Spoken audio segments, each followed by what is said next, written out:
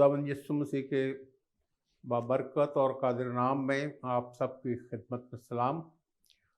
मेरा नाम पादरी नसीम कलीम है और मैं गुज़श्ता 38 साल से church of Pakistan diocese of Karachi के साथ खिदमत करता हूँ। मैं आज के इस वक्त के लिए खुदावंद का शुक्र करता जो ग्रेस नेटवर्क की जानिब से मुझे मिला है, और ख़ास तौर पर पास्टर दानिश साहब का मैं शुक्रगुज़ार हूँ जिन्होंने आज मुझे ये मौका बख्शा कि मैं आपके साथ खुदावंद के पाक कलाम को बांट सकूं। कलाम मुक़द्दस में से एक आयत आपकी खिदमत में पढ़ना चाहूँगा। मुक़द्दस मत्ती रसूल की इंजील उसका 20वां बाब और उसकी 28वीं आयत। यहाँ पर यूँ मरकूम है, चुनाचे इब्न आदम इसलिए नहीं आया कि खिदमत दे, बल्कि इसलिए कि खिदमत करे और अपनी जान बहुतेरों के बदले फिदिया में दे। मेरी मुनादी के दरमियान ये जो मज़मून खिदमत है, ये बड़ा मेरे लिए अहम है, और अक्सर जब कलाम मुक़द्दस को पेश किया जाता है तो मेरी ये ख्वाहिश होती है कि ज़रूर इस मज़मून पर बात की जाए। ये तो खिदमत एक छोटा सा लफ्ज़ है, लेकिन इस लफ्ज़ के अंदर बहुत ज़्यादा वसअत पाई जाती है। खुदा के पाक कलाम जहाँ पर ये उर्दू लफ्ज़ खिदमत इस्तेमाल किया गया है, इस बरक्स अगर हम अंग्रेज़ी तर्जमे को देखते हैं तो इस लफ्ज़ खिदमत के लिए मुख्तलिफ अल्फाज इस्तेमाल किए गए हैं। जब खुदावंद यीशु मसीह के बारे में किसी से कुछ पूछा जाता है, किसी ईमानदार से, कि खुदावंद यीशु मसीह के इस दुनिया में आने का मकसद क्या था, तो अक्सर एक जवाब मिलता है कि खुदावंद यीशु मसीह हमारी खातर अपनी जान देने के लिए, इस दुनिया का कफ़ारा देने के लिए आए। और शायद और भी बहुत से जवाबात जो हैं इसमें हैं, और कलाम मुक़द्दस में बहुत सारी बातें खुदावंद यीशु मसीह ने अपने बारे में कही हैं। मिसाल के तौर पर कि इब्न आदम खोए हुओं को ढूंढने और नजात देने आया है। लेकिन जो आयत मैंने आपकी खिदमत में पढ़ी है, इसमें दो बातों का जिक्र है। जान देने की भी बात यहाँ पर की गई है, लेकिन उससे पहले खुदावंद यीशु मसीह ने खिदमत करने की बात की है कि पहला जो मकसद है वो खिदमत खुदावंद यीशु मसीह करने के लिए आए। जैसे खुदावंद यीशु मसीह से बड़ा कोई पैगंबर आज तक दुनिया में पैदा नहीं हुआ। खुदावंद यीशु मसीह की खिदमत को जब हम देखते हैं तो इंजील मुक़द्दस में इस बात का जिक्र मिलता है कि खुदावंद यीशु मसीह ने कलाम सुनाने की खिदमत की। खुदावंद यीशु मसीह ने बीमारों को शिफा बख्शी, और खुदावंद यीशु मसीह ने बदरूह गिरफ्तार लोगों को आज़ाद किया। और इसके साथ साथ हम देखते हैं कि खुदावंद यीशु मसीह ने लोगों की जिस्मानी ज़रूरियात का भी ख्याल किया। और कलाम खुदा में दो मोज़ज़ात का जिक्र है, एक 5000 को खाना खिलाने की, और फिर दूसरा 4000 लोगों को खाना खिलाने का। यानी खुदावंद यीशु मसीह ने न सिर्फ انسان کی روحانی ضروریات کا خیال رکھا، گناہوں سے نجات بخشی، سب سے بڑی بات، بلکہ جب کبھی ان کو جسمانی خوراک کی ضرورت ہوتی تھی تو موزانہ طور پر خدا یسوع مسیح نے ہزاروں کے حساب سے لوگوں کو سیر بھی کیا۔ خدا یسوع مسیح کہتے ہیں کہ ابن آدم جو ہے وہ خدمت لینے نہیں بلکہ خدمت کرنے آیا۔ اس کے لیے لفظ سرو انگلش میں استعمال کیا گیا، The Son of Man has come to serve, not to be served۔ حالانکہ ہم دیکھتے ہیں کہ جب ہر زمانے میں جو بڑے بڑے ربی ہوتے تھے، استاد ہوتے تھے، مذہبی رہنما ہوتے تھے، لوگ ان کی خدمت کیا کرتے تھے۔ اور خداوند یسوع مسیح کی خدمت میں جو میں نے ایک خاص بات دیکھی کہ وہ لوگوں کے گھروں میں جا کر ان کو شفا دینے کے لیے تیار رہتے تھے۔ یار کی بیٹی کی مثال ہے، رومی شخص جس کا نوکر فالج کا بیمار تھا،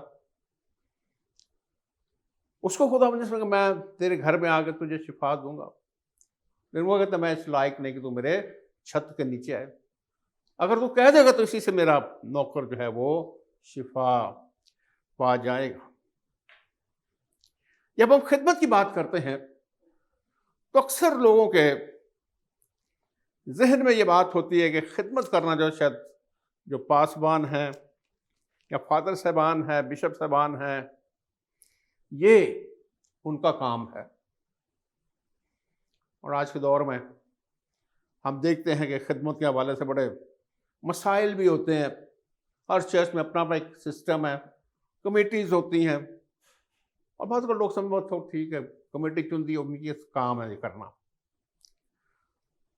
لیکن خدا یسوع مسیح نے اپنے شاگردوں کو سکھایا، اور ہم سب کے لیے خدا کا کلام ہے کہ ہر شخص جو ہے وہ خدا کی خدمت کر سکتا ہے۔ مقدس متی رسول کی انجیل اس کا 25واں باب اور اس کی 31ویں آیت سے 46ویں آیت تک اگر ہم دیکھتے ہیں تو اس میں بڑی ایک مشہور آیت ہمیں ملتی ہے، اور بہت سے ایمانداروں کو اس آیت سے وہ واقف ہیں، اور اس کو شاید زبانی بھی وہ جانتے ہوں گے۔ کیونکہ میں بھوکا تھا تم نے مجھے کھانا کھلایا، میں پیاسا تھا تم نے مجھے پانی پلایا، میں پردیسی تھا تم نے مجھے اپنے گھر میں اتارا، ننگا تھا تم نے مجھے کپڑا پہنایا، بیمار تھا تم نے میری خبر لی، قید میں تھا تم میرے پاس آئے۔ یہاں پر 6 خدمات کا ذکر خداوند یسوع مسیح نے کیا ہے، اور بہت سے لوگ جو ہیں وہ یہ سمجھتے ہیں خداوند یسوع مسیح ان کے گھر کبھی نہیں آیا، اور وہ سمجھتے ہیں کہ یہ سوال ہوگا تو کہیں گے خداوند تو ہمارے گھر نہیں آیا، تو ہمارے پاس نہیں آیا۔ تو خداوند یسوع مسیح کہیں گے کہ تم نے میرے چھوٹے بھائیوں کے ساتھ جو مجھ پر ایمان لائے ہیں کسی کے ساتھ یہ سلوک نہیں کیا، تم نے میرے ہی ساتھ یہ سلوک نہیں کیا۔ یہاں پر جو انگریزی کا لفظ استعمال ہوا ہے متی 25 کی 44 میں، وہ ہے ہیلپ۔ جب ہم خدمت کرتے ہیں تو ہم دوسروں کی مدد کرتے ہیں۔ تو یہاں پر 6 باتوں کا ذکر خداوند یسوع مسیح نے کیا ہے کہ جو ہر ایک ایماندار جو ہے وہ شخصی طور پر دوسرے ایمانداروں کے ساتھ ان کی اس طرح سے خدمت کر سکتا ہے۔ شاید اور کام بہت ہم کرتے ہیں، لیکن میرا اپنا ذاتی مشاہدہ ہے کہ شاید کلیسیا کے پاس قیدیوں کی خبر گیری کی کوئی خدمت نہیں، اس کو نظر انداز کیا گیا۔ مجھے 3-4 دفعہ وہاں پر جانے کا اتفاق ہوا۔ کرسمس ایسٹر کی عبادات ہم نے قیدیوں کے ساتھ کی، ان کو کھانا لے کے جاتے تھے، گفٹس لے کر جاتے تھے، لیکن شاید اتنا کافی نہیں ہے۔ عالمگیر جو کلیسیاں ہیں وہاں پر خاص قیدیوں کی خدمت کے لیے خادمان دین ہوتے ہیں، اور لوگ ہوتے ہیں جو جا کر ان کو خدا کا پاک کلام سناتے ہیں۔ پاکستان میں بھی چند ایک جگہوں پر میں نے اس خدمت کو دیکھا ہے۔ یہ جو کام ہے ہر ایک ایماندار سر انجام دے سکتا ہے، اور یہ خدا کی طرف سے آپ کو خدمت سونپی گئی ہے۔ روپیہ پیسہ جو ہے وہ بھی خدمت کے حوالے سے بڑی اہمیت رکھتا ہے، اور جب خداوند یسوع مسیح خدمت کرتے تھے اور ان کے ساتھ ان کے شاگرد ہوتے تھے، مقدس لوکا کی انجیل کے 8ویں باب کی 30 آیت میں لکھا ہے، چند خواتین کا یہاں پر ذکر ہے، لکھا جو اپنے مال سے یعنی روپے پیسے سے خداوند یسوع مسیح کی اور شاگردوں کی خدمت کیا کرتی تھی، یعنی وہ ان سارے اخراجات کے لیے اپنے روپے پیسے میں سے خداوند کے کام کے لیے دیا کرتے تھے۔ اور میں سمجھتا ہوں کہ یہ کسی بھی کام کے لیے، کسی منسٹری کے لیے بڑا اس کو سپورٹ کرنا، یہ خدمت سے پیسے دینا جو ہے، میں سمجھتا ہوں کہ وہ بہت آسان کام ہے، لیکن جو لوگ خدمت کرتے ہیں اس میں ان کا وقت بھی درکار ہوتا ہے، روپیہ پیسہ بھی ہوتا ہے، اور بہت سے لوگ آج کل خدا ان کا شکر ہے کہ بہت ساری منسٹریز کو، بائبل سوسائٹی کو مالی طور پر سپورٹ کرتے ہیں۔ یعنی اگر ہم کسی ادارے کی مالی طور پر مدد کرتے ہیں تو ہم ان کی خدمت کر رہے ہوتے ہیں۔ اعمال کی کتاب اس کا 6واں باب اور اس کی 4 آیت میں لکھا ہے کہ لیکن ہم تو دعا میں اور کلام کی خدمت میں مشغول رہیں گے۔ یہ الفاظ مقدس پطرس کے ہیں، اور جب ابتدائی کلیسیا بہت سے بیواؤں اور یتیموں کی خدمت کرتی تھی، اور جیسے جیسے کلام سنایا گیا کلیسیا بڑھتی چلی گئی، بیواؤں کی تعداد بڑھتی چلی گئی، تو بعض اوقات جب کوئی بھی شخص نگلیکٹ کیا جاتا ہے تو اس کی شکایت وہ کرتے ہیں۔ اسی طرح سے کچھ شکایتیں بھی ہوگی کہ ہماری بیواؤں کی خدمت بہتر طور پر نہیں ہوتی، تو پھر انہوں نے کہا ہم 7 ایماندار اور ایسے اشخاص کو جو روح اور دانائی سے بھرے ہوں، ہم اس کام کے لیے ان کو مخصوص کرتے ہیں۔ ابتدائی کلیسیا کی تاریخ ہے یہ اعمال کی کتاب، اور میں پتہ چلتا ہے کہ کس طور پر کلیسیا جو ہے وہ شروع میں بیواؤں اور یتیموں کی خدمت بھی کیا کرتے تھے۔ تو مقدس پطرس کہتے ہیں لیکن ہم تو دعا میں اور کلام کی خدمت میں مشغول رہیں گے۔ جب ہم خدمت کی بات کرتے ہیں تو سب سے اہم اور اتم خدمت جو ہے وہ کلام سنانا ہے، دعا کرنا ہے۔ ابتدائی کلیسیا کے بارے میں ہم اعمال کی کتاب میں پڑھتے ہیں کہ وہ ہر روز ہیکل میں جمع ہو کر دعا کیا کرتے تھے۔ تو یہاں پر لکھا ہے کہ ministry of the prayer and word, یہاں پر منسٹری کا لفظ استعمال کیا گیا ہے، اور آج ہم دیکھتے ہیں بہت ساری منسٹری جو ہیں وہ چرچ میں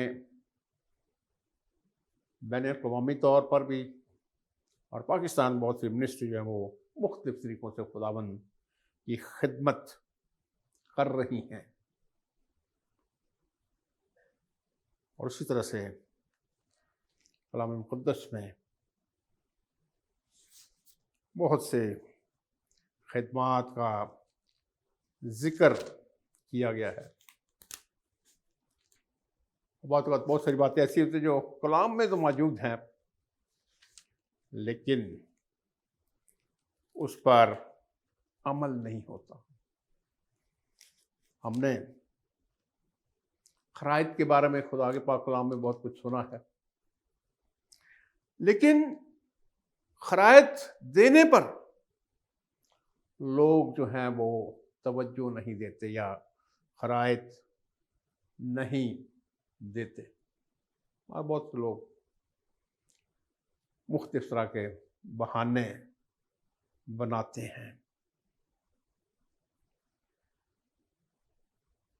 لیکن ابتدائی کلیسیا کو جب ہم پڑھتے ہیں تو غریبوں کی مدد کے لیے، بیماروں کی مدد کے لیے، بیواؤں کے لیے، یتیموں کے لیے خصوصی ہدیہ جات جو ہیں وہ پالوس رسول ان کے لیے اکٹھے کیا کرتے تھے.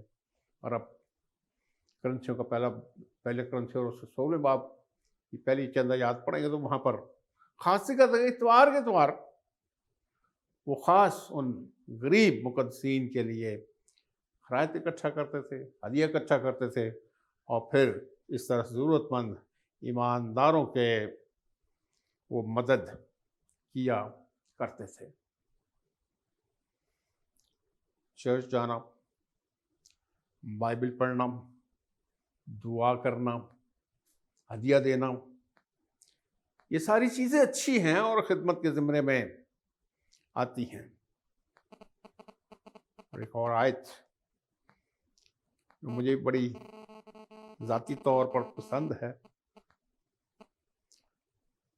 یعقوب رسول کا خط، اس کا پہلا باب اور اس کی 27ویں آیت میں لکھا ہے، ہمارے خدا اور باپ کے نزدیک خالص اور بے عیب دینداری یہ ہے کہ یتیموں اور بیواؤں کی مصیبت خبر رہے اور اپنے آپ کو دنیا سے بے داغ رکھیں. کلام مقدس میں بہت ساری اور بھی خدمات کا ذکر کیا گیا ہے. شاید اتنا بڑا مضمون ہے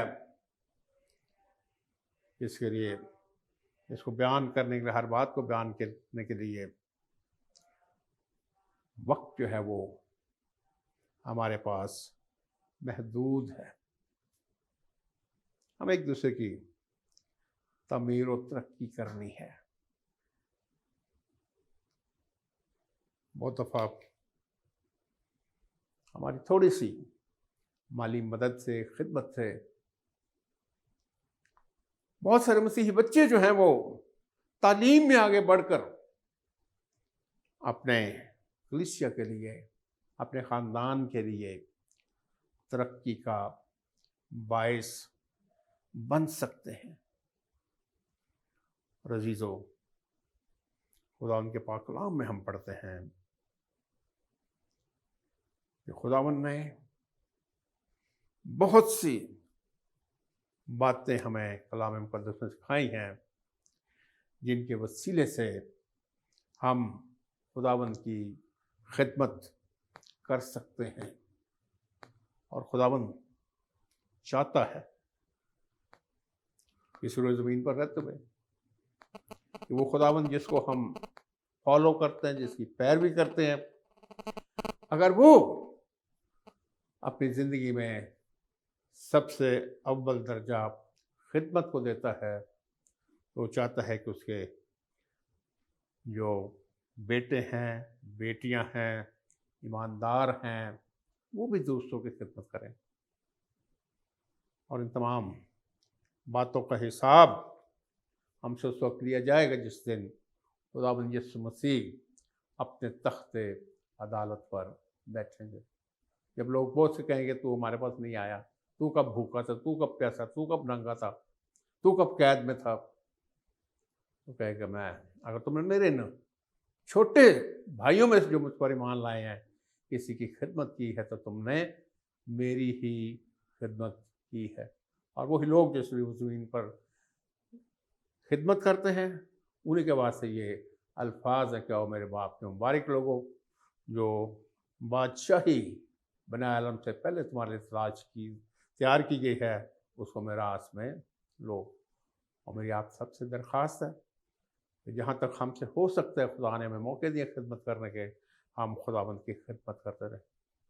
آج جب یہ پیغام میں ریکارڈ کر رہا ہوں تو تمام پاکستان کے لوگ جانتے کہ اس وقت پاکستان جو ہے وہ سیلاب کی صورتحال میں سے گزر رہا ہے۔